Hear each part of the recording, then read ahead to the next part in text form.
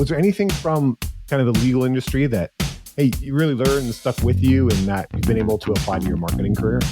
I would say empathy, because part of my work in the clerk's office, there was paperwork, but I also sometimes worked the window. And so you see people often at the worst days of their lives when they have a criminal case and they're coming to find out what courtroom they're in, or they're with, their parents with teenagers or family members of people who have really suffered a tragedy. And so learning how to deal with every aspect of humanity in an empathetic way, I think was a really important lesson.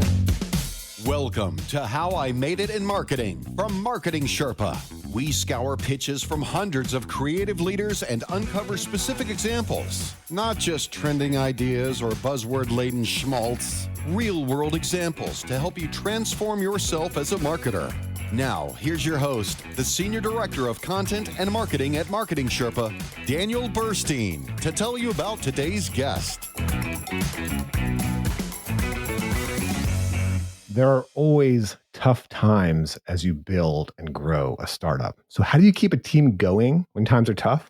Culture is the glue, my next guest says. Joining me now to share the story behind that lesson, along with many more lesson-filled stories, is Dawn Van Hogarden, the CMO of Defect Dojo. Thanks for joining me, Dawn. Thanks for having me, Daniel. Happy to be here. Great. So let's take a quick look at Dawn's background before we jump into some of her stories, so you know who I'm talking to. She started as a public relations specialist at Oracle. She's been a manager of distribution partnerships for InfoSeek, senior director of marketing at White Hat Security, senior director of corporate marketing at Avast, many more roles that I won't get into. But for the past year, she's been at Defect Dojo. Defect Dojo recently announced a $7 million funding round, and it has been downloaded 38 million times, but it's still in startup phase. So Dawn is building out the marketing department. She currently has 3 vendors and recently made her first hire. So Dawn, what is your day like as CMO? Well, I decided to talk to you a little bit about when you say the typical day. At a startup, there's rarely a typical day. So I just took today for an example. I was working on strategy for our open source community and how to better engage and communicate with them. I approved some new website designs, had a meeting with a PR agency, was sourcing remote control F1 cars for an event that we're having in a couple of months, and made FedEx shipping labels for an event that we're doing. So that is the glamour of a startup CMO. And we're still early afternoon, and we still get to do this great podcast. So there's much more in your day. Okay, I love that. That is the most specific answer I've gotten. I appreciate that. All right, well, let's take a look at some of the lessons we can wring out of your career for our listeners. I'd like to say, never been in another industry. I've never been a podiatrist or an actuary or something, but we make things in marketing, and that's a really fun thing we get to do. But your career actually didn't start in marketing. And so your first lesson was adaptability creates opportunities. So how did you learn this lesson, Dawn? Well, after I got out of college, I really thought I wanted to be a criminal defense attorney. I had friends in that field. I liked the idea of being an advocate for people. And then I went to work in a courthouse and hang out with a bunch of criminal defense attorneys, and realized that path was not going to be one that I really enjoyed. I still really respect them and the advocacy that they do for people. It just wasn't the life that I thought was cut out for me. And so I left that job and got a temp job at an analyst firm, and was actually just answering the phones while someone was on maternity leave, and really got interested in the work that they were doing. And it was an early 90s research firm that at the time did compete with Gartner and Metagroup, which was a big firm at the time as well. And it was kind of a scrappy startup analyst firm. And they liked me and I liked them, and I was curious about what they were doing. So they actually hired me to be a junior analyst in the document management group at the company. And so I started doing research about document management, which at that time was a lot of file management systems, and how can we replace paper file cabinets.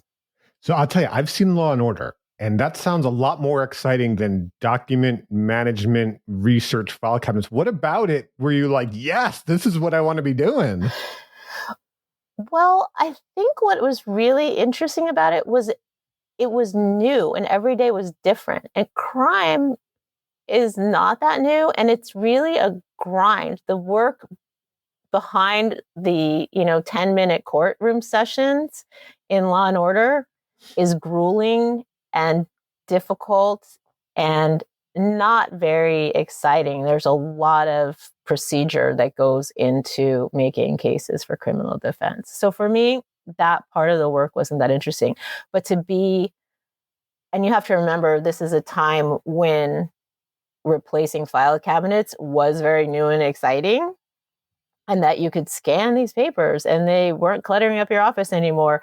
And there were people even then talking about AI and the precursor to what we think of as AI is now.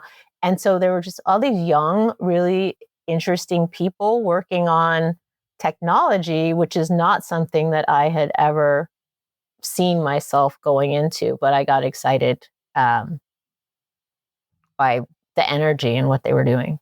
Marketing and tech, it is an exciting field. But okay, so is there anything you learned from your time in the legal industry that you've been able to apply to your marketing career? Because, for example, when I interviewed Melinda Marchese, the chief marketing officer of Prosper Marketplace, one of her lessons was be open to where your path takes you, kind of similar thing. And she started as a journalist, and she talked about learning a valuable lesson about accuracy when she lost a full letter grade after a night ride along with the police, and she spelled the name of the police station wrong. And, but that really paid off for her. She went into the financial industry. Accuracy was so important. So many marketers I talk to, they start in different industries. And so they make that shift. But, sometimes there's something from that industry still we can bring into this industry and learn. So I wonder, was there anything, I know we've talked about some of the negatives of it, but was there anything from kind of the legal industry that, hey, you really learned and stuck with you and that you've been able to apply to your marketing career? I would say empathy, because part of my work in the clerk's office, there was paperwork, but I also sometimes worked the window. And so you see people often at the worst days of their lives when they have a criminal case and they're coming to find out what courtroom they're in, or they're with, their parents with teenagers or family members of people who have really suffered a tragedy. And so learning how to deal with every aspect of humanity in an empathetic way, I think was a really important lesson that you can apply across any career. Well, speaking of empathy, you said that soft skills are really hard skills. So what do you mean by that? And tell us a story. How did you learn that in your career?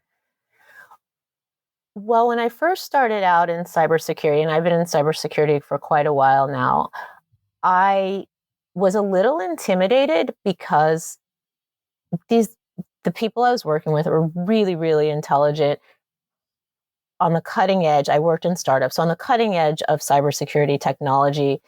Oftentimes, I didn't understand what they were saying, but I was tasked with making it meaningful. And so, what I learned is that my ability, I was in the same boat basically as a lot of the customers they were serving. And so my ability to translate what they were creating into something that was consumable by their audience, their target audience, was actually really important.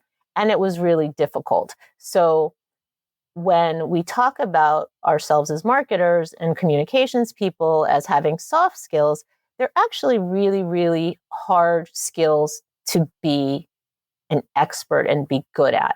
And what I learned is that the founders and CEOs that I worked for really did appreciate my ability to do that translation and help us grow the company, because you can have the most fantastic technology in the world, but if you can't communicate what it does and the value that it brings to the customer, you don't have a business. And so I just like to see us create parity between the skill sets. No skill set is better than another. One's not hard and one's not soft, but we're all equally valuable to the mission. Do you have an example of how you use those soft skills to help a CEO or founder or company kind of discover how to better serve a customer? Because so, for example, we used to do value proposition workshops. We still do from time to time, and we were doing one with a company. They had this patented technology. It was very impressive, very awesome. And at one point, while we're doing it, because when we're doing a value proposition workshop, we're trying to, like you said, empathy. We're trying to kind of put ourselves in the customer's shoes, for that company, for that, and really understand, okay, what is the value here? Why would they choose this over something else? And so the CTO, who understandably, like founders, probably invested money, invested time, invested their life in this product. They see the product very differently, right? And so at one point, we're trying to do this. He stands up and he says, "Hey, I want you to understand one thing. Every other product in our industry is a bicycle, but ours, what we've got, is a Lamborghini." And so what I said to him, just to kind of challenge to help him understand from the customer's point of view, I said, "Well, look around at the world. People are selling a lot more bicycles than Lamborghinis. You know what I mean? Like, you don't always need a Lamborghini." And so, like, let's get into it and understand, like, why does a customer need this product? I think that kind of helped understand that. I think, to your point, technology itself doesn't do anything. It doesn't sell anything. It doesn't solve problems. It doesn't make money. It's the perception of value of that technology, because that's how you get users and adoption and revenue. So, Dawn, can you think of any specific examples, maybe from your career, where you use those soft skills to kind of help the more quote unquote hard skill folks in the company understand that? I think one of the things that I was really proud of that we did when I was at White Hat Security, and I was there for almost 9 years. In the early days, there were probably 12 of us, and I had come from a PR background, and I said, we really need to get PR for our company. We really need to get Jeremiah Grossman, who was our founder and CTO, out there, because he's young and he's bright, and he has a great way of distilling some of these concepts himself. And then I also said, this was the early days of SaaS as well, I said, we have all these statistics and we can really see what the problems are at companies across a whole array of industries and company sizes. We should make a report about this. Now, nowadays, everyone's got a statistics report. But at the time in application security, there wasn't a statistics report. So we created this stats report. Jeremiah started a whole PR campaign, really became the go-to person for application security incidents. People started to rely on our report. It really made our company look bigger than it was, and attracted a lot of people to our company. And it had nothing to do necessarily with our technology, but we were providing information that let people know that there actually was a problem. A lot of other people have your problem, and yes, we can help you solve it. And we have experts here who really understand your issues. Exactly, because it doesn't matter how good the technology is until people make that kind of decision in their minds. Let me also ask you, when it comes to soft skills, do you have any examples of how you've built relationships that would open doors to new opportunities in your career? Because when I've written about job hunting, I look at it as a funnel. It's like a job seeker's journey, right? And one of the key steps is networking, right? And we know that when we're looking for a job, we know that when we don't have a job, when we do have a job, sometimes we overlook it. And one of the things that just really impressed me about your LinkedIn, I only read a few of your roles. You have been in this career a long time and have had many impressive roles. And so I think there's got to be something behind the scenes that's not on the LinkedIn with your soft skills. And I would think networking is a part of that. So do you have any examples or any advice on how you've been able to do that? It's funny because I never think of myself as a networker per se, but I do build lasting relationships with people, which I guess you could say is networking, but it's never intentional to be networking with people. But I find at every job that I've had, I find people that I have a connection with. And I would say the most important person, and we may talk about this a little bit later, in my career definitely is Stephanie Phone, who was the CEO of White Hat Security. I actually met her when I was working at InfoSeek, and she was a consultant there at the time, and I was working there, and we hit it off, and she left, and then probably a year or so later contacted me to come work at this startup. called Security Focus. And I had no experience in information security, but I was open to learn. She was open to give me a chance. And I was doing business development there, which is also something I had never done. But I went in, exceeded my targets. I had bet the CEO of that company that I would make my target. And if I did, because we didn't have bonuses, I said, I want to go on a trip. And he said, okay, if you do it, you can go on a trip. And so I think it was December 29th, I hit my target. And the next year I went to Mexico. So that was great. But the relationship I built with Stephanie, I've worked with her now at 5 startups.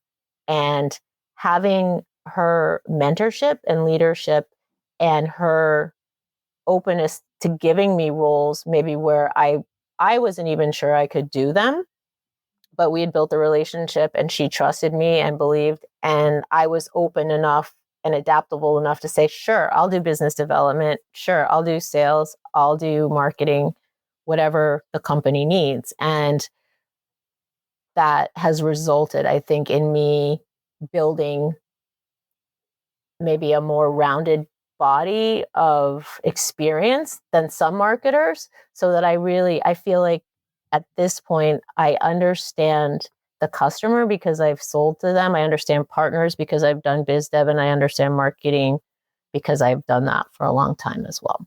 All right, Dawn, here's another lesson you mentioned. You say customers will tell you how to market to them if you ask them. So tell me the story. How did you learn this? Well, as I said, we're a small startup, so we have limited resources. We're trying to put on as many events as possible, create as much collateral as possible, but we're curious about what is really resonating with the customers. And when my new hire came in January and really started digging into the metrics, it really gave us a great insight into what our customers want from marketing. And that is case studies and office hours, which are sessions that we have that they get to talk one-on-one with our co-founder and CTO, ask him any questions they want in an open environment. And that includes our open source customers who don't pay for support. They loved our new pricing page, which gave them a lot of detail, and they loved going to the product page. You could tell they don't care about the homepage really, even though we spend a lot of time making that beautiful and informative. These are people with limited time themselves and limited resources, so they want to get to the meat of, can you solve my problem and how much is it going to cost me?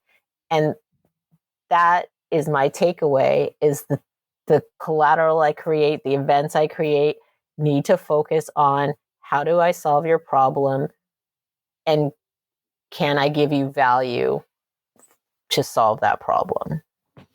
Now, what do you do to ultimately communicate that to sales? I mean, do you speak specifically to customers to get some of that directly from the customer as well? Surveys, A/B testing, and now I tell you why I asked, because something I see from salespeople is, when something doesn't sell, they can often blame marketing, right? Because it's not like, because they talk to the customer that, well, the customer's not going to say, I didn't buy because of you, you're a bad sales rep. So they've got a very skewed view there. Now, I will say in fairness, I've worked with a competitive sales office before. There can be super rich information when you're in a bake-off specifically, like when they're in a bake-off and they're seeing, okay, there's a lot of information that you can understand versus your competitors. But other than that, the salesperson, it's just a natural human thing. We don't want to tell the salesperson, well, I didn't like what you did or this or that. And so, they blame something else. So, but sales has that leverage. Like, I'm talking to customers every day. So is there anything, I don't know, A/B testing, surveys, voice of the customer, going to conferences? Like what do you do to kind of get that information? Then you can also communicate to sales, hey, it's not necessarily that other sales sheet. Here's what they're telling us. Right. Well, we do go to a lot of events, and I actually go to many of our events as well as the salespeople. And one of my favorite things to do is to talk to customers. I'll also just do random customer calls. A lot of times the impetus for the call is, will you do a case study for us? But I get to understand why they bought, what their buying process is, And sometimes you get the case study, sometimes you don't, but I get insight into their buying process. And I can go back to the salespeople, and because of the metrics that we've put in place, I can see how many people go to the office hour sessions versus a more high level thought leadership type webinar. I can see how many people go to the pricing page or the contact us page versus the home page or the news page. I can see on YouTube that they're viewing the case study videos and the deep dive tech videos more than they're viewing some of the other webinar videos. And so I can go to the salespeople. And so if they say to me, I need XYZ, I can say, well, actually, we need more of ABC because ABC is what the customers are really engaging with. And how can we get more of this type of content? Because I think, especially over the last few years, I've just seen more, and there's so much noise that more and more customers really want to trust the vendors, that the product does what it says it's going to do, that they're getting value, and that their peers who have used it give it a thumbs up. And so that's where I try to focus my efforts. I kind of bashed sales, so now I feel bad. So let me ask too. You mentioned empathy before. Is there anything you specifically done in your career to work with sales to help sales? Because I know you've mentioned you've been in sales in your career. So in many, B2B organizations, I mean, even B2C organizations with a complex sale, we talk about that importance of sales marketing alignment. And I've definitely heard the differences in the interviews I've done of, okay, when there's kind of more of like a battle between sales versus, hey, we're going and we're marching together. So in your role as a marketer, Dawn, like what in your career have you done to then, help sales get to where they need to be? Obviously, you're doing all that marketing work, right? But what have you done to kind of enable them and help the actual sales reps? Well, I think the first thing is how you view marketing as a marketer. And so, especially in the startup environment, everybody's job is sales enablement because we are trying to build a business and get revenue. So I really see my department as an engine for sales. And I think that instantly builds a rapport with the sales leader, that you're not going in to be an antagonist. And, there can be the perception that you're just going out to spend a lot of money on branding, but you're not helping me build revenue. So it's very important for me to sit down with the sales leader. And what are your goals? How can we help you achieve them? We are partners in this, and take that approach. And then I always ask them when we're making the event schedule, what events would you like to see? We may not do all of them because I may have data that shows that those aren't good events, but I want them to feel included and that they're part of the decision making, and that I'm not doing everything in marketing with the exclusion of sales, so that I'm not dictating to them a program that they don't think is valuable. I want them to have buy-in on the programs that we execute. Well, the relationship with sales is just one of the relationships we have in our careers. And in the second half of How I Made It in Marketing, we take a look at some of the lessons Dawn learned from some of those people she collaborated with. But first, I should mention that the How I Made It in Marketing podcast is underwritten by MechLabs AI, the parent company of Marketing Sherpa. You can get conversion-focused training from the lab that helped pioneer the conversion industry in our AI Guild, and a community to collaborate with. Grab your free 3-month scholarship to the AI Guild at join.mechlabsai.com. That's join.mechlabsai.com to get going in artificial intelligence. All right, let's take a look at now some of the lessons from some of the people you collaborated with. You mentioned Stephanie Phone before. She's a CEO and board member. You said you learned from her to find a mentor who champions your growth. How did you find Stephanie? How did you find her as a mentor? Well, as I said, we were working together at InfoSeek. She was a contractor. I was in a very junior marketing role there. I'd actually been working at CNN Interactive, and my boss there became the CEO of InfoSeek, and he asked me to come out. And so I ended up moving to California and working with him there. And I met Stephanie, and she was just a really an interesting person. She had also transitioned into tech from a finance background. So she had been in private equity. So we kind of had that commonality of moving into tech from a different industry. And we just hit it off. She gave me a lot of good advice in my role there, and how to navigate people in the tech industry, which was still fairly new to me. And when she moved on, we stayed connected, and it's you can feel when someone really is interested in you.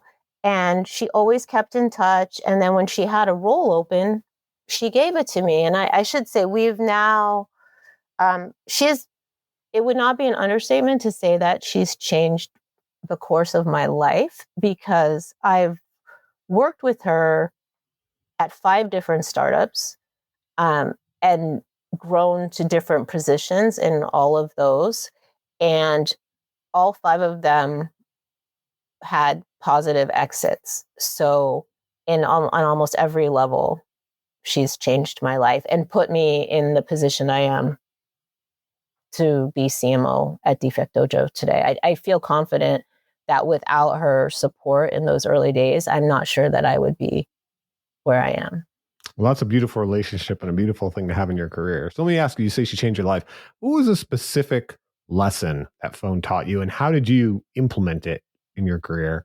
For example, when I wrote an article about what lessons marketers learn from their mentors, one of my favorites that always stuck with me was challenge the obvious, right? Because, I mean, that's a good lesson. I like it, but also it's like, you can't hear that lesson from everyone. You know what I mean? You can't hear that off the Right. street. You got to hear that from someone who's mentoring you, that you really trust to push it. So I just wonder, when you talk about, I mean, this is such, it's not just business. This is life, right? That is a beautiful life relationship. I wonder, what's a really good lesson that phone taught you that you were then able to implement in your career?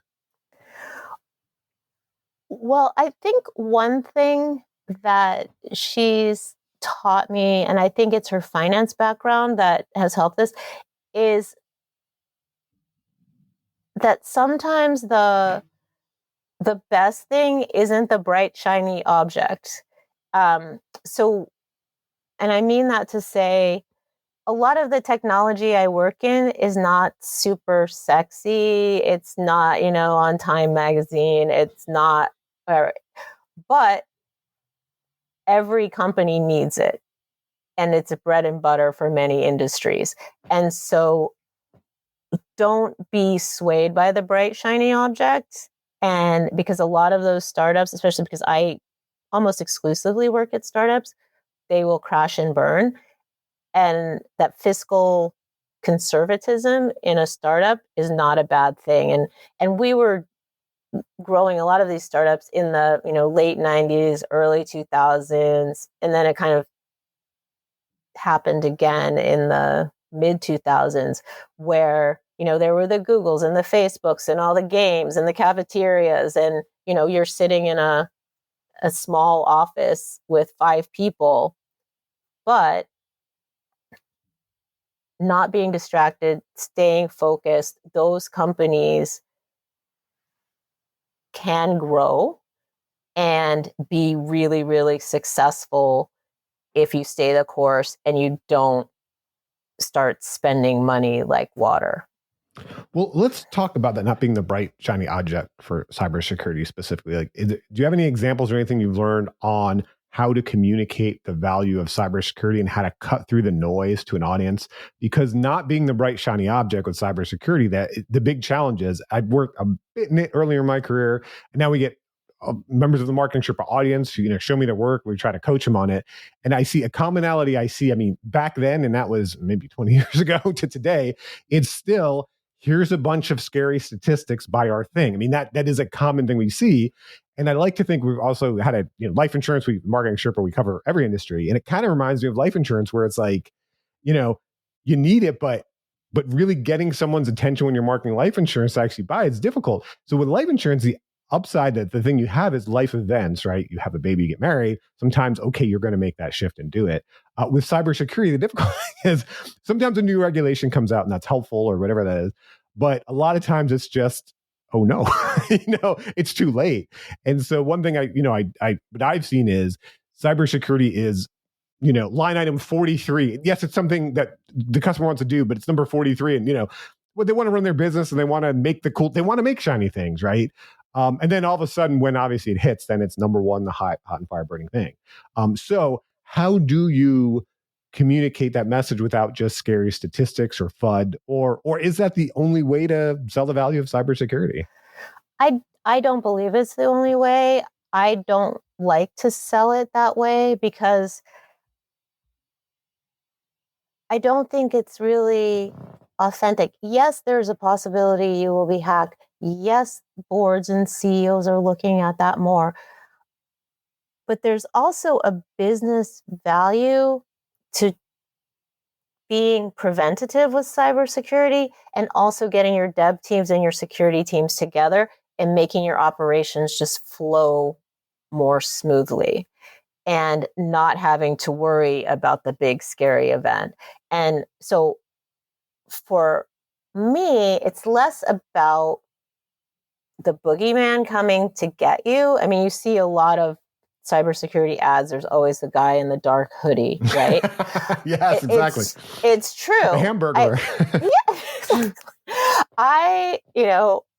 What about light? What about outcomes? What about how much better your productivity is going to be if you're not, for example, the company I'm working at now, we help you to streamline your vulnerability management process, right? So we're getting rid of all those duplications. You're getting rid of false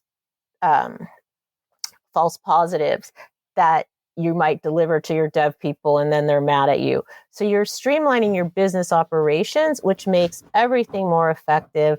And by the way, your security is also better. And you can report to your board and your CEO results that help them with auditing and compliance, but you're also taking care of the business. And that's a much happier story than the boogeyman is coming to get you, because he might not come. He might not come, but you still need to have this baseline in place. So is one of the things you're talking about governance, like the idea that you generally want to be a better run company? Because, one analogy, I've seen this in the ESG space, which, politics are what they are, falls into favor, falls out of favor. But the big argument I've seen for ESG, aside from maybe the moral one, is companies that are good with ESG are generally well-run companies and will be better investments because of that. So that kind of the approach here where governance, hey, it's generally being a better run company. And yes, part of that is security, but it's not the only thing. Well, I think it is across the board in operations. If you're a better run company, you're less likely to be hacked because you're looking across your company at every aspect of it and everything that's going on. And being more secure will just help you in almost every way, because a lot of security incidents happen. The Sony hack, which was several years ago, but there are marketing sites that are left hanging out. There are people whose emails never turn up. They're the silliest things that happen. So if you're well run and you're managing your security across the board, you're not likely to be impacted by things like that, or even also on the other hand, by the big things that happen, because you've taken care of everything up front. And I think our customers and customers at other companies where I've worked, I've had customers who want to know everything because they want to fix everything, even if it's impossible to do so. And I've had customers who get the reports and then they want to turn it off because they don't want to know anymore. Which company do you want to do business with? Right? Exactly. I think that also gets to kind of the culture of the company. And like you were talking about too, there's the shiny object cultures, whatever the Google, where they got the bikes and the cafeterias and everything. It's known for that culture. But there's different cultures at different startups, like you mentioned, sometimes the smaller conservative cultures. You mentioned you learned that culture is the glue, and you learned this from Sin and Aaron, the co-founder and CEO of OpNova. So how did you learn this lesson? Culture is the glue. So Sinan he has a really interesting background. He came to this country from Turkey many years ago. Met him when he was CEO of Remotium and FIDE, where I worked. So in cybersecurity, small, scrappy teams. I would say culture was number one for him. So when you have a company of 15 to 20 people, big egos don't really help. And there are a lot of companies that I've worked at where bad behavior is excused because someone is brilliant. Sinan had the opposite view. Like, everyone has to be respected and treated as an individual and an important part of the community of our company. And he would show that he was respectful to everyone in every role in the company. And as a startup, you face tough times. You don't have necessarily, I'm not talking about the $100 million startups, but when you're in a seed stage startup, you have to make hard decisions about staffing, about what events you can go to. And as marketing, that can sometimes cut your budget. Sometimes people have to be like, oh, but you have a culture where you're all on the same mission and you make it fun. He's great at thinking up fun activities, and having virtual Christmas parties. And even to this day, I went to Portugal. One of our dev teams was in Portugal on a vacation. Haven't worked with those folks in probably, 10 years. Organized an outing. We went on a food tour. Like, that's culture, and that's bonding with people. And you get much more out of people when they feel like they're part of something and when they feel like the culture includes them, because there's a lot of people make a lot of tech bros and bad environments in tech companies, and where some people definitely stand out and other people are excluded. And I think when you get everyone on the same mission and everyone feels included, you're so much more powerful as an organization, because even when the tough times come and you're not sure when you're going to get your next funding, you're all working as hard as you can together to get the outcomes that you want. And his startups have also had good exits. So, do you have any specific examples of anything you've done as a marketer to help build a culture in a company? Because when you talk about those small startups, like, yes, in the big $100 million startups, there's the people operations department and the robust HR and the internal communications and all that. But, from my experience, when you're in a smaller company, being as a marketer, as we talked earlier about soft skills, where you're seen as having the soft skills and you got to know this stuff too and figure this stuff out, right?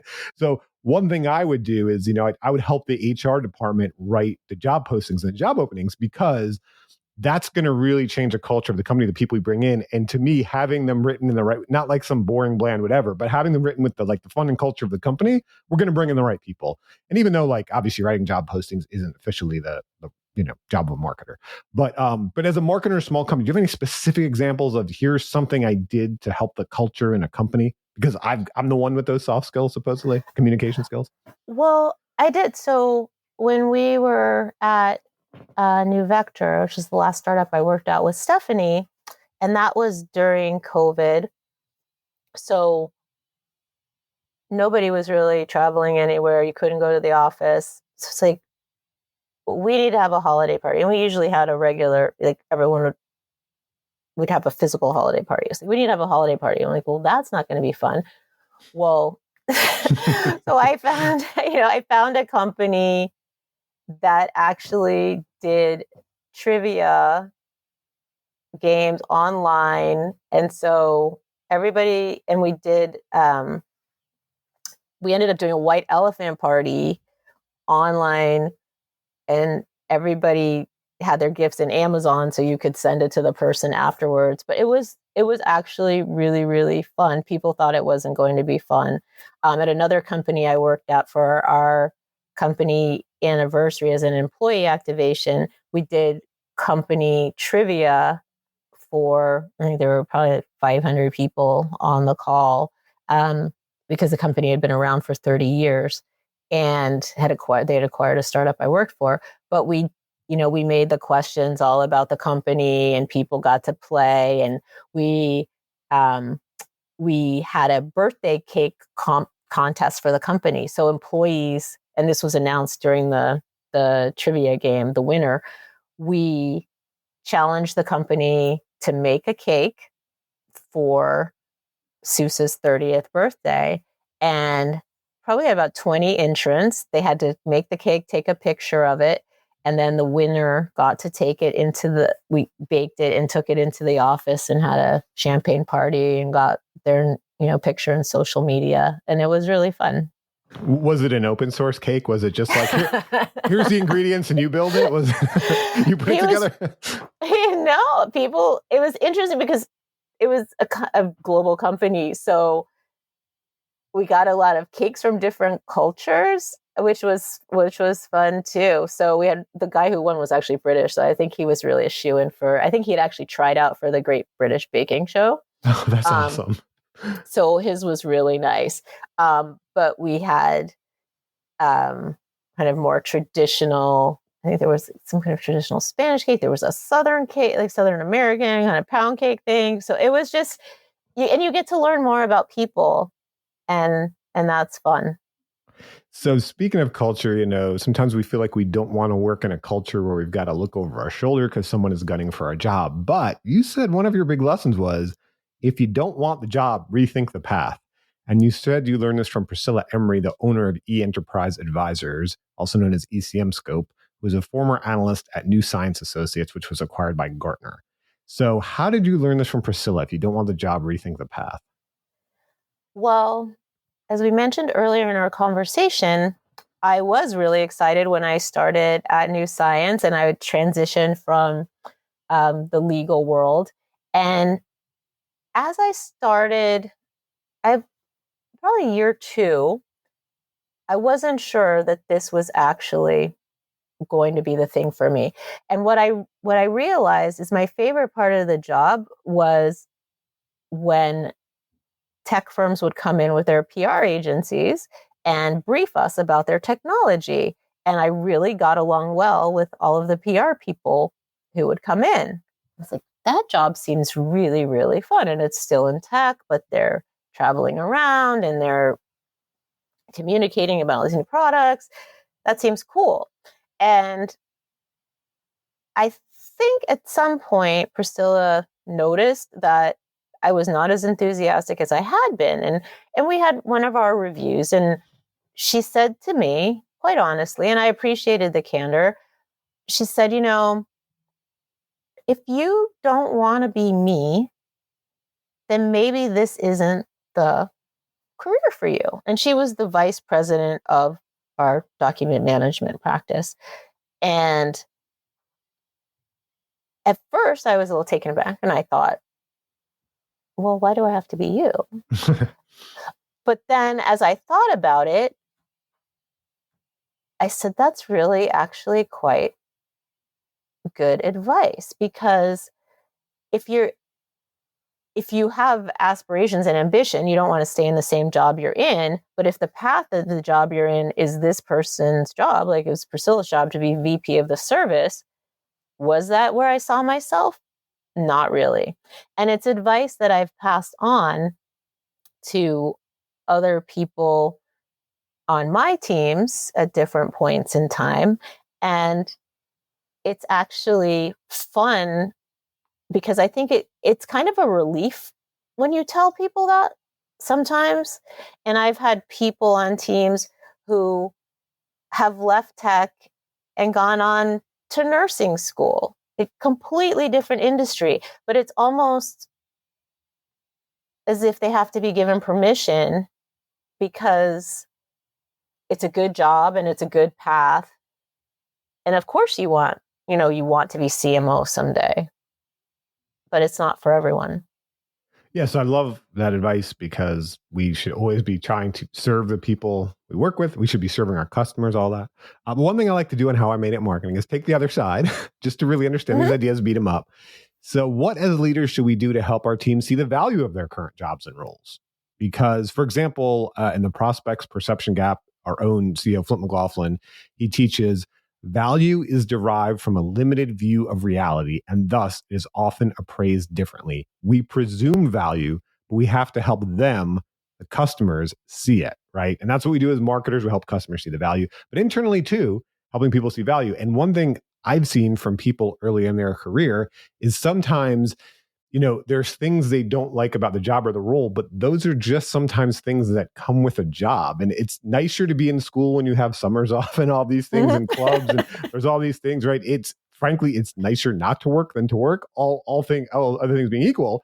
And there's meetings and these different things. So I love what you say of like, yes, there's certainly this balance and we do want to do what's best for our employees and our customers, everything, and push them in the right direction and say, hey, maybe this isn't fit for you. But on the other side, do you have any examples of what you do like to show the value of the role they have or the role they could have and the organization and just in general to kind of teach them and get them up to speed on what it means to be a professional? And they don't have that class in college. I interviewed a professor who's an author and big researcher, and that was one of the things I told her. I'm like, you need to stop with the syllabus because right, that's what they get. Like the really good students, even in college, they're like, okay, what's on the rubric and what's on the syllabus and how do we do that? But then you get out into the world, like especially in a small startup, and it's just okay, let's figure it out. There's we have our plans, but there's no guideline. So anyway, so back to the original question. So, on the flip side of that question, what do you do do you have any examples of showing the value of the role or teaching, people how to take on that role in an organization when they're early in their career? That is a good question. I think one of the things that you can do and that I have done is you have to model almost like with children, the behavior that you want to see. And so, especially working at a startup, as I said, today I was printing out FedEx labels. Sometimes I'm dragging things to FedEx. I'm doing things that aren't particularly interesting. But I think if they can see the value of what they do, even if it's not the fun stuff, to the organization. So I know I don't like taking containers to FedEx that weigh 50 pounds, but I know when that box gets to the show and people love our collateral and they love our giveaways and our salespeople are engaged and we get lots of leads, that's great for me. And I think you have to be willing to show that you will do all of the jobs too, that I'm not sitting in an ivory tower barking orders at people, but whatever it is, it's for the greater good. And when we get those wins, that we celebrate those wins as a team.